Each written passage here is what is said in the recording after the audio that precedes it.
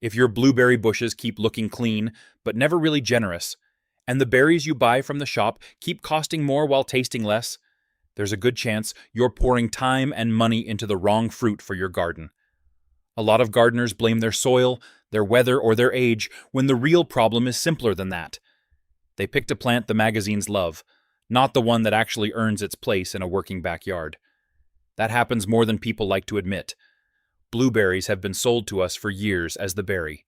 Good for the heart, good for the brain, good for just about everything. And to be fair, they are a fine fruit. I've grown them, eaten plenty of them, and I'm not here to tell you they're useless. But I will tell you this. The story most people have been handed is far too narrow, and it has caused a lot of home gardeners to overlook a shrub that is tougher, easier to live with, and in some ways more impressive once you look past the fashion. If you're gardening in the United States, Canada, or the UK, especially in a place with a real winter, wet spells, awkward soil, or a back that no longer enjoys unnecessary work, that matters. Because once you get past 40, 50, 60, you stop caring about what looks trendy in a bowl on somebody else's kitchen counter. You start asking better questions. Will it grow here? Will it crop reliably? Will it ask for constant fussing? Will it justify the space?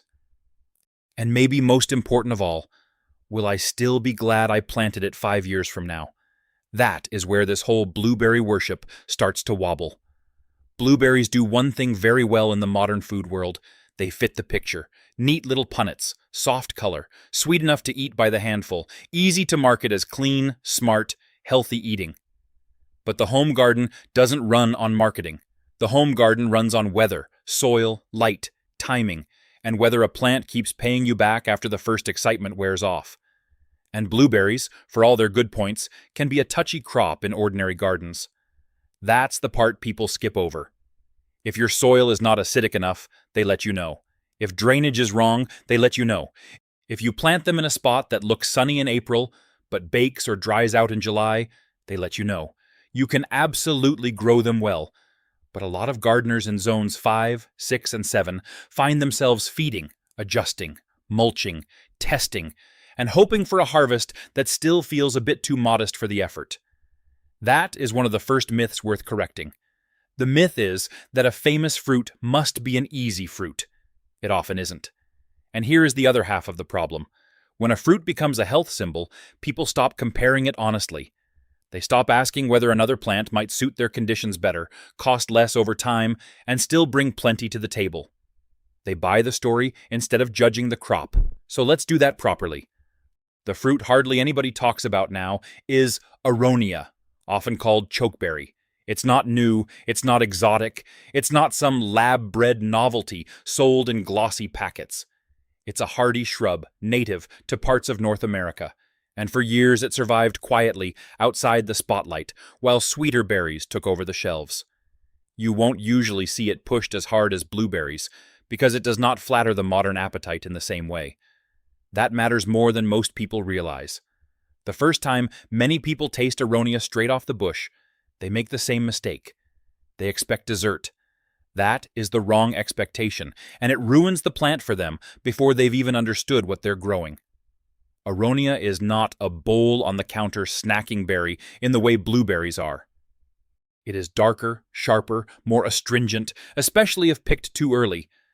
That is exactly why the supermarkets never fell in love with it. Sweetness sells fast. Useful plants do not always do that.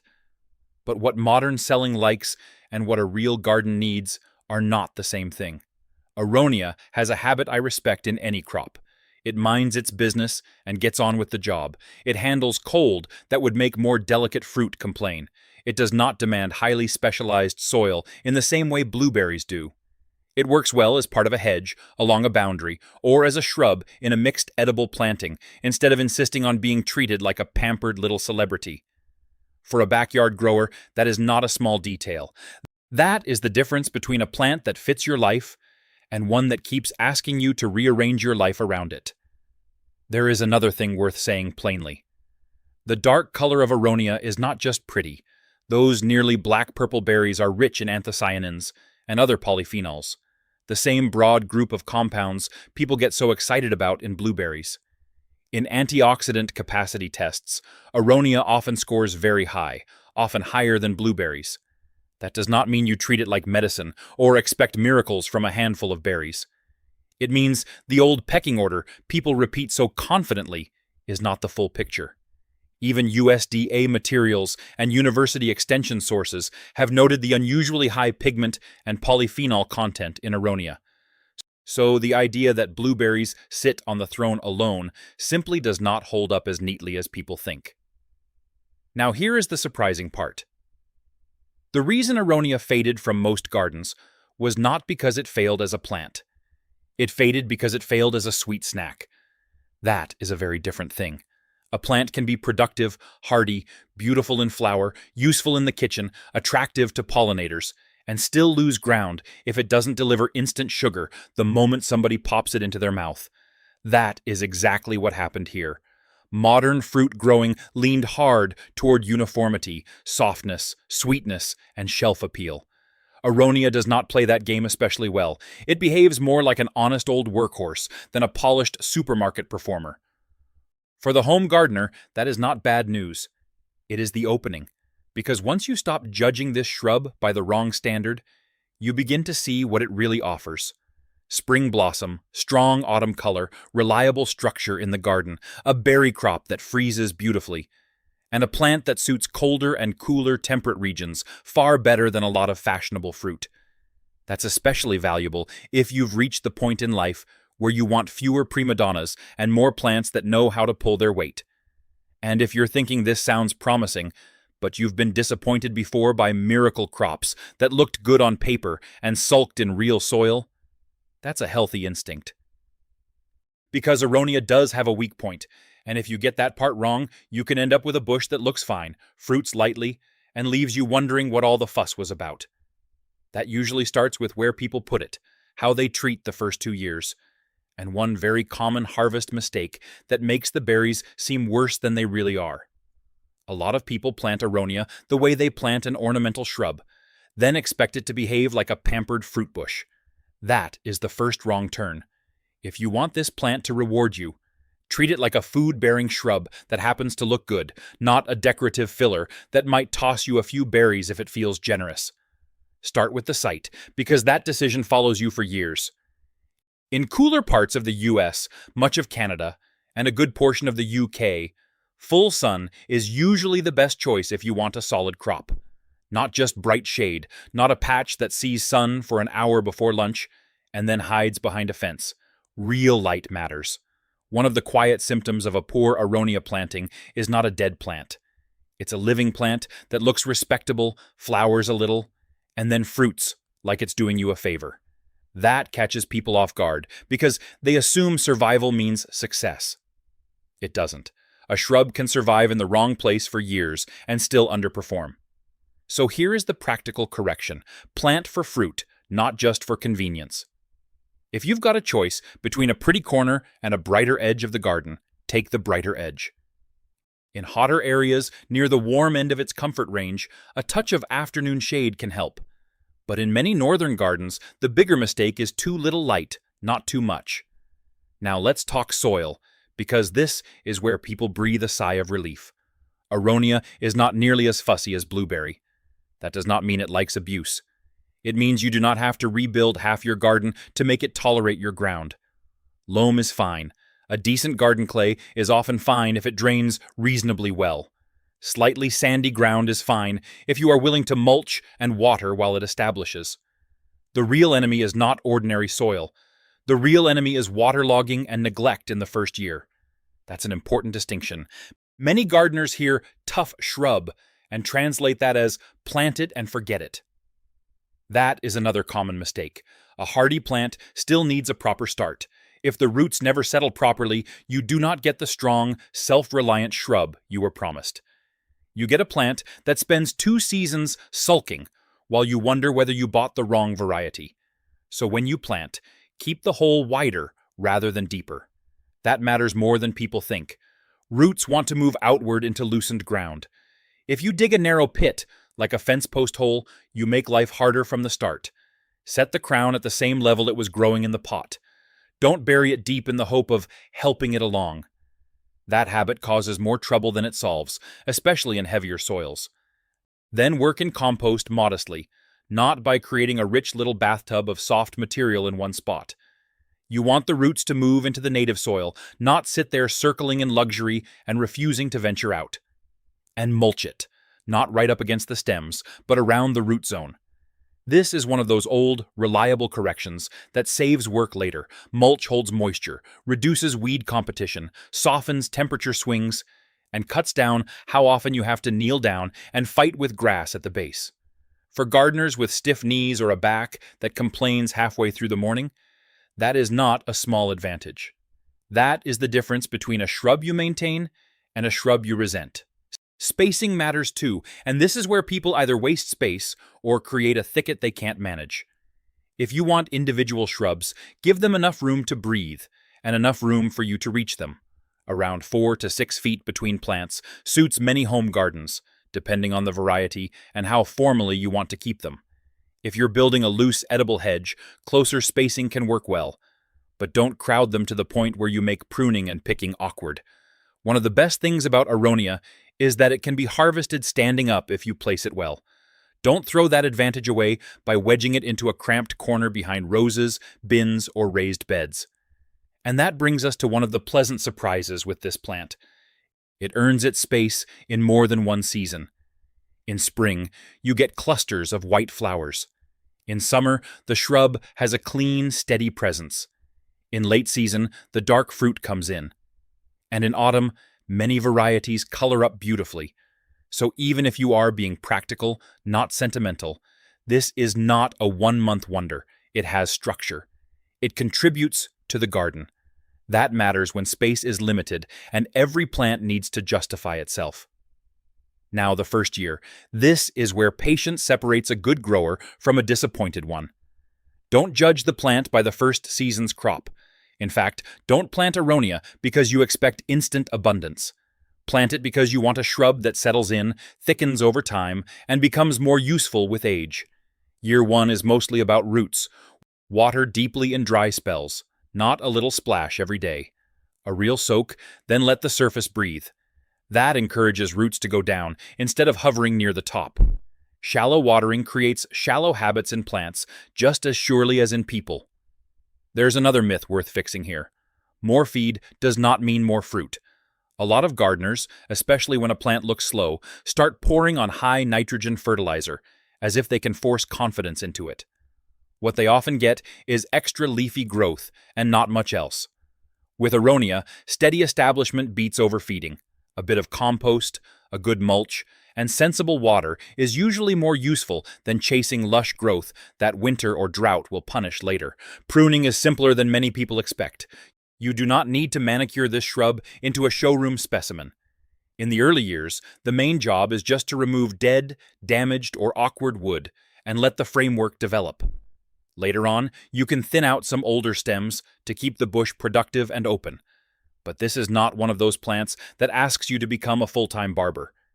If you are the sort of gardener who likes order but no nonsense, that should sound about right. Birds may take some fruit, of course. That's life with berries. But here's the thing many people don't expect. The bigger problem for beginners is often not losing berries to birds. It's picking them before the plant has done its best work. And that one mistake changes how people judge the flavor, the usefulness, and sometimes the whole shrub. Because if you harvest Aronia too soon, you're not really tasting Aronia at its best. You're tasting impatience. Give Aronia another week on the bush when you think it might be ready. And very often the whole conversation changes. The color deepens fully, the bite softens a little, and the fruit becomes far easier to use well. It still will not turn into a blueberry. That is another myth to clear out right now. Ripeness does not make Aronia sweet in the way supermarket fruit is sweet. What ripeness does is move it from harsh and disappointing into rich, useful, and worth having. That is a big difference. So when harvest time comes, slow down. Don't judge by one berry on the outside of the cluster. Check a few. If some are still reddish, still hard as little beads, or still feel tight and unready, wait. This is one of those crops where patience improves not only flavor, but your opinion of the plant itself. I've seen gardeners write off perfectly good shrubs simply because they tasted the fruit too soon and decided the whole thing was a mistake. There's a lesson in that, beyond Aronia. In the garden, timing errors often disguise themselves as plant problems. People think the shrub failed when really they jumped the season by 10 days. When the fruit is ready, harvesting is straightforward if you planned the planting sensibly. This is where a good layout pays you back. If the shrub sits along a path, on the edge of a kitchen garden, or in a reachable row instead of buried in the middle of an overstuffed border, you can pick most of the crop without twisting yourself into a bad mood. Hold the cluster with one hand, strip or snip with the other, and let the bowl take the weight. No prize is given for bending low under branches, just because that is where space happened to be available. And here is a correction worth making before people learn it the hard way. Don't wait for yourself to feel energetic before harvesting. Pick when the fruit is ready, not when you happen to be in the mood. That sounds obvious, but it matters more as we get older. A plant can be low maintenance and still need you to meet it at the right moment. Miss that habit a few times, and crops become wasted opportunities. Once the berries are indoors, this is the point where many people lose the thread. They've done the gardening part, they have a bowl of dark fruit in front of them, and then the uncertainty starts. What exactly do you do with something that isn't a sweet handful fruit? This is where Aronia either becomes part of your life or gets labeled interesting, but not for me. The answer is not a complicated recipe. It is a routine. Freezing is probably the easiest place to start.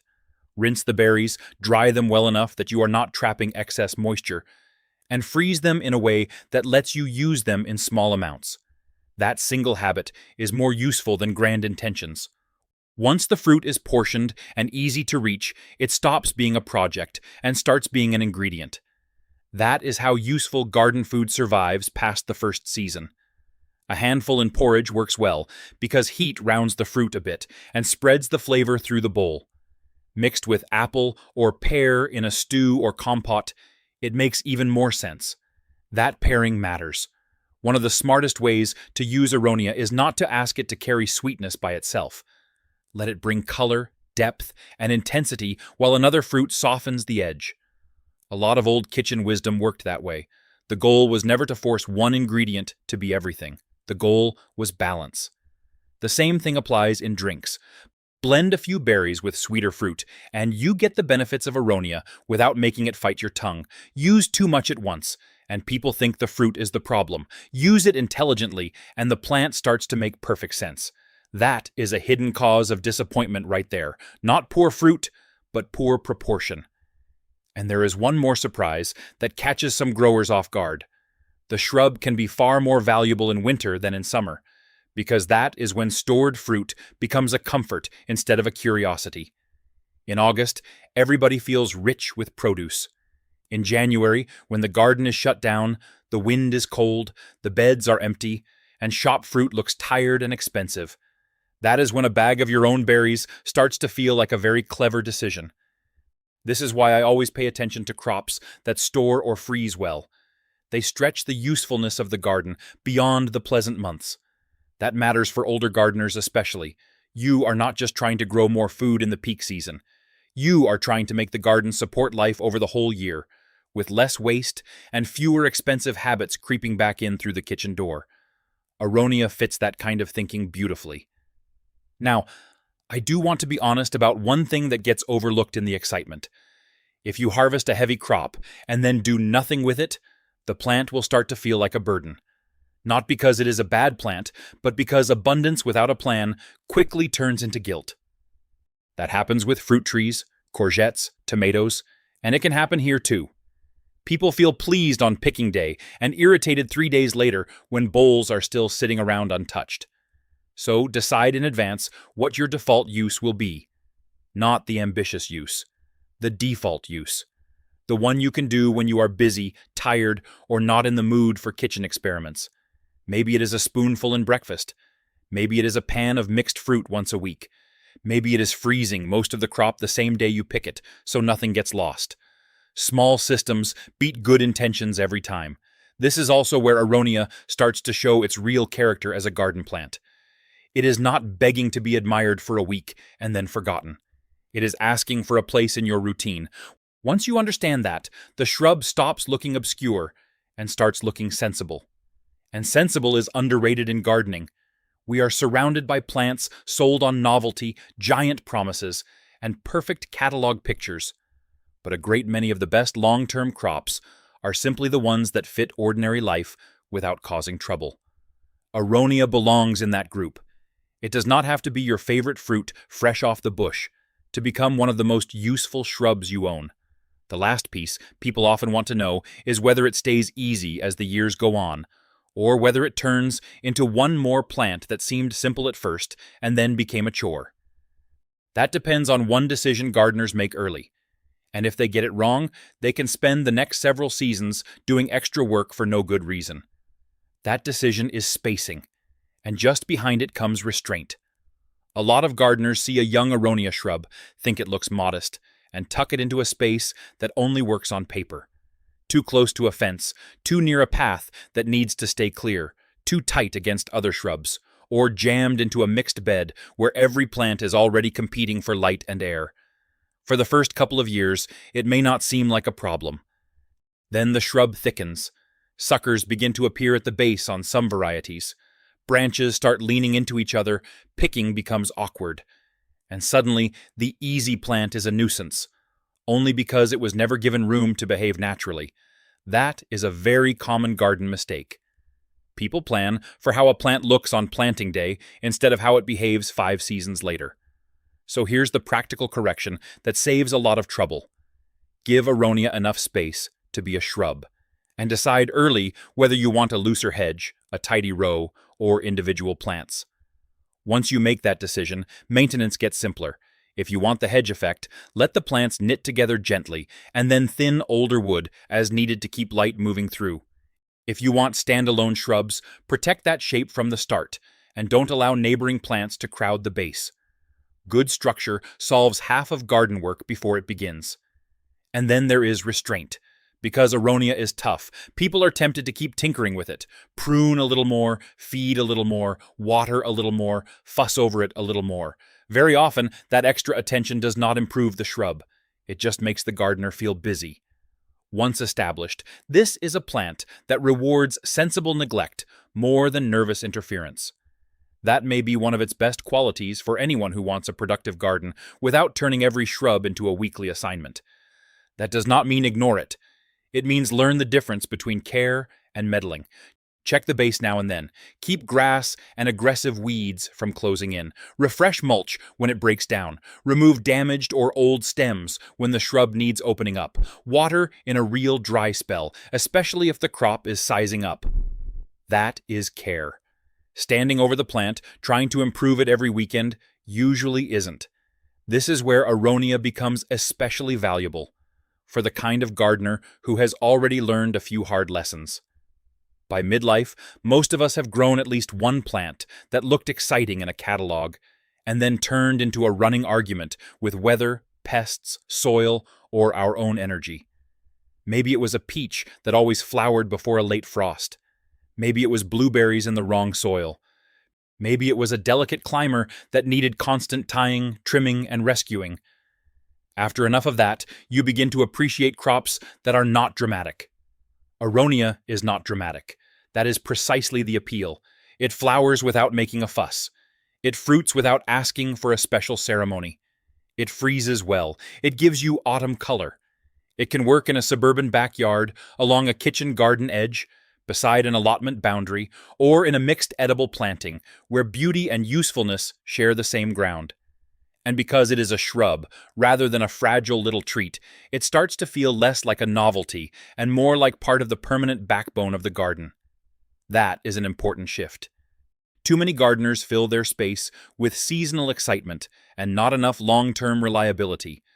But a really satisfying garden usually has a few dependable bones running through it. A good compost system, a sensible watering habit, a handful of crops that store well, a few shrubs or perennials that keep showing up year after year without drama. Aronia can be one of those plants if you let it. And it's worth saying one more honest thing before we finish. Aronia may not win every fresh-eating taste test in the family. Children may still reach for strawberries first. Guests may still get more excited about raspberries. That is perfectly fine. Not every plant in a useful garden has to be a showstopper. Some plants earn their keep by being steady, healthy, versatile, and reliable when the brighter stars are long gone. In a mature garden, that matters just as much. In fact, that may be the deeper lesson here. The most useful plants are not always the loudest ones. The garden teaches that over and over. The tomato variety that survives the bad summer may be worth more than the one that looked best in the seed catalog.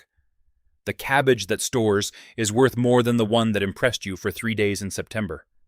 The berry shrub that gives you years of easy harvest in a cold climate may be worth more than the famous fruit that never really settled into your soil, no matter how often you tried to please it. That is why I would never frame this as blueberries are bad, Aronia is good. That would miss the point completely. The better way to say it is this: blueberries are a fine fruit, but they are not the only smart choice. And for many real gardens, they are not the most practical one.